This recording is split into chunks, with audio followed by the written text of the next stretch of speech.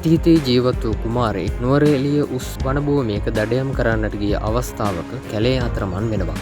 වාසනාවකට ඔහුට හමු වුණ තරුණ ලස්සන ගැහැණු ළමයෙක් ඔහුව ගම්මාන සීමාවට කැඳවාගෙන යනවා.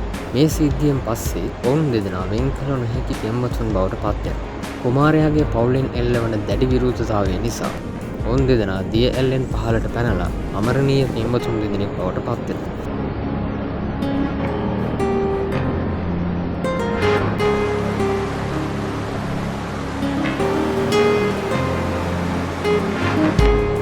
මේ පිළිබඳ ජනප්‍රවාද ගොඩාක් තිබුණත් ඒ කතාවේ තියෙන දිය ඇල්ල අද ලවර්ස් ලීග් ඇල්ල ලෙස හඳුන්වනවා.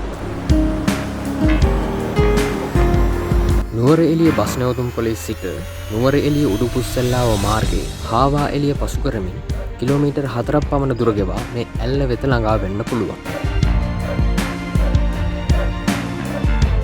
පාගමනින් යනවා නම් ප්‍රධාන මාර්ගවලින් පිට කෙටි මාර්ග භාවිතා කරන්න. එතකොට අපට පරිසරයේ සුන්දරත්වය තබන පියවරක් පාසා විඳ ගන්න පුළුවන්.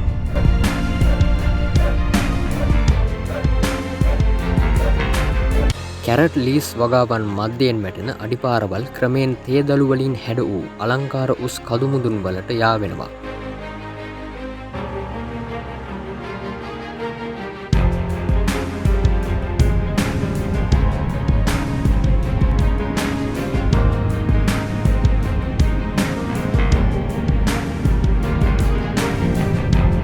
කදුමුදුන් වලට හාවා එළියේ පුංචි ගෙවල් පේලි හරි අපූර්වට දිස්වෙනවා.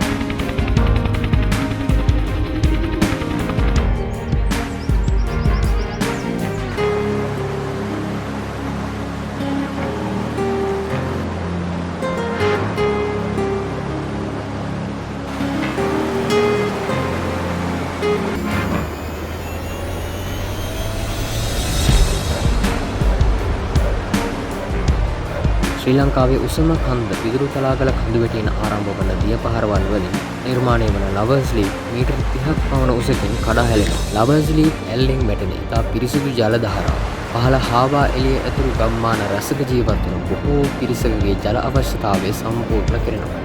මේ දිය ඇල්ල බලන්න එන ඔයාලා පාසටහන හැර කිසි දෙයක් මෙහෙ දාලා යන්න එපා.